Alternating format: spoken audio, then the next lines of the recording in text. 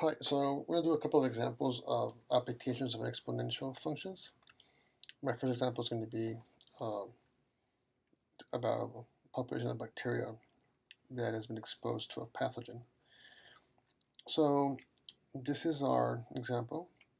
It says that at the start of an experiment, 10,000 bacteria were exposed to a pathogen, and after 2 hours, 675 of them were dead. So we're going to assume the population decreases exponentially.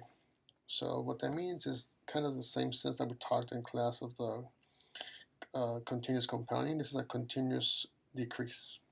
Okay. So the number of bacteria after t hours is given by this exponential function. So n of t is 10,000 times e to negative 0.0tt.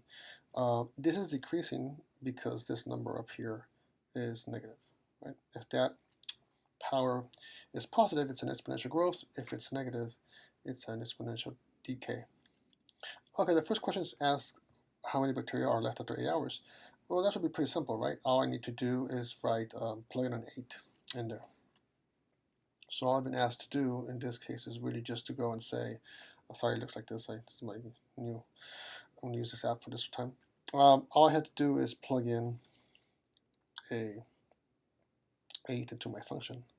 So I'm going to do n of 8 is just 10,000 times e to the power of negative 0.07 times 8. You can do that, and that's just negative 0.056. I'm going to leave it like that if you want. So let's find out what the number is. I need a calculator, so I'm going to change to my calculator in my iPad. So I have this little weird screen, but it works. So I have a 10,000 times e to the power of. So in this calculator, I have a e button. In yours, you're probably going to have it as a second of the natural log. I have one here. So I'm going to raise to the power of, it was negative 0.07 times 8, I believe, right? You can put all that up there. I get 5,712. Okay, so that's my answer for the first one. Pretty simple. This is, write it down here. And go to 5,712. I'm rounding down because these are number of bacteria, so it doesn't make sense to put the decimals. So this is A. Okay, for the B part, the B question asked how long would it take for the number of bacteria alive to be less than 1,000. So the first thing to understand is that this is decaying, so I don't need to show an inequality. If you understand what this is looking for, the number was 10,000 somewhere over here. It starts here and it's starting to go down.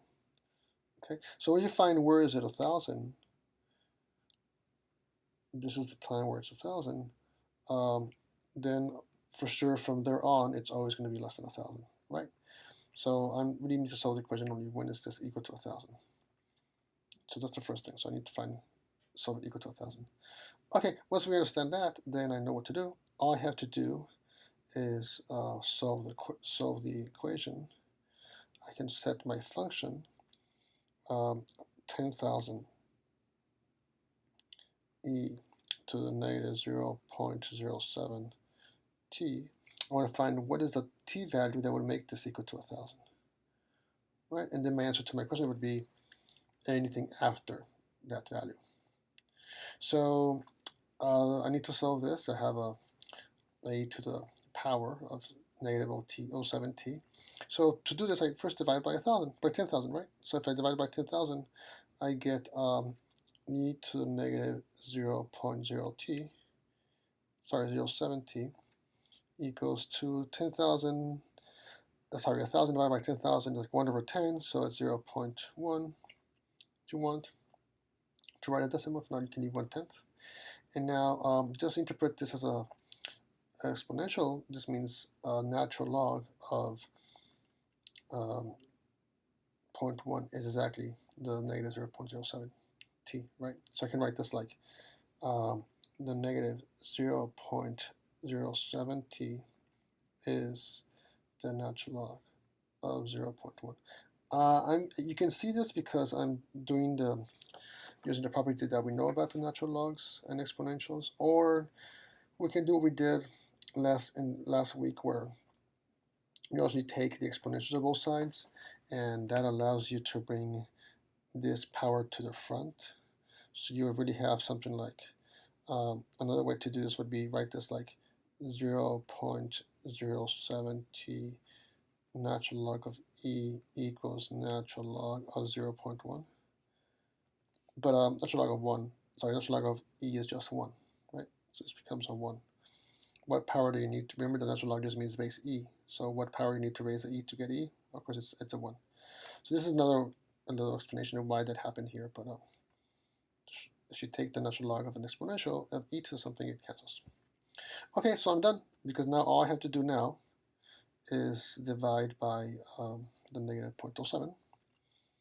Go back to this form, have more control in this screen. So then I'm going to know that my t is a natural log of 1/10 divided by negative 0.07. So I'm going to leave that here and go to my calculator to find it. So I need to find, I have this I need to do here. Let me erase this. So I need to find the natural log, I have this one here, of 1/10, which is 0.1, divided by, I might need a parentheses. I mean, I really don't need to put the negative. I can just put divide by 0.07 and then put a negative in front of it, right? I know it's going to be negative, so let me just put, for completeness, put the negative 0.07. Close the parentheses. So it's almost 33 years, 32.89. If you want to round, that'll be 33 years. So, and for sure in the year 33, you have less than 1,000. Sorry, hour 33, right? These were hours. So it's about 32. 32, I'm not seeing this. Oops, something happened here. Let's do this again. Okay, erase that. So this was about 32.89. Okay, that's an example. So I'll do one more example here. It's not going to be that long. The second one, I have another one written here. This is about an infestation of pine forest by mountain pine beetles in British Columbia. And so we have an equation, a function here that tells us the percent of mature pine trees infested with the beetle is given by this function, 4.8 e to the 0.42. This is already the percentage, okay? So this is giving us a percent of pine trees that get infested since the year 2000. Then it says once 50% or more of the mature pine trees become infested, this model isn't working anymore. So this is an exponential growth. This will go like this, and it's not going to grow exponentially forever. It has to like eventually cut back and slow down, right? It's never going to be growing forever. Once you get 100%, you can't pretend you have 100% somewhere. This would not make sense, right? So it has to like cap off. That's why it says that after a certain value, the exponential model doesn't work anymore. So the question is, in what year would the model be 50%? So after we did the past example, I mean, it's pretty clear. All I have to do is set this equal to 50 and solve it, right? I need to put 4.8 e to the 0.42t equal to 50 and solve that equation. So I'll do the same thing. I divide by the 4.8. I have e to the 0.42 t equals to 50 divided by 48, sorry, by 4.8. And then this means the same as if I write, take the natural log, so 0.42t would be the natural log of 50 over 48, and now you can just divide by 0.42. I'm going to write that t is really 1 over 0.42, the natural log 50 over 48. Okay, so that's all I have to do on this one. Let's go to my calculator.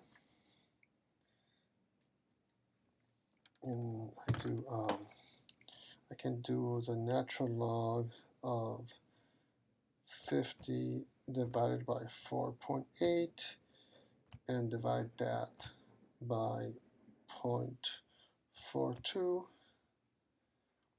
Or was it 0.42? It was 0.42, I believe. Let's check. And it was 0.42. Okay. So I get my answer. It's 5.57. So 5.5 years, right? These were years. Okay. This is about 5.57 years. The question says, in what year? So if you read this carefully, you have to respond in what year. This would not be the right answer. You would have to write in 2005, right? Because this said it was a number of years since 2000. So 5.5 years after that. So halfway in 2005. Okay. We got a couple more examples of these and hope that helps.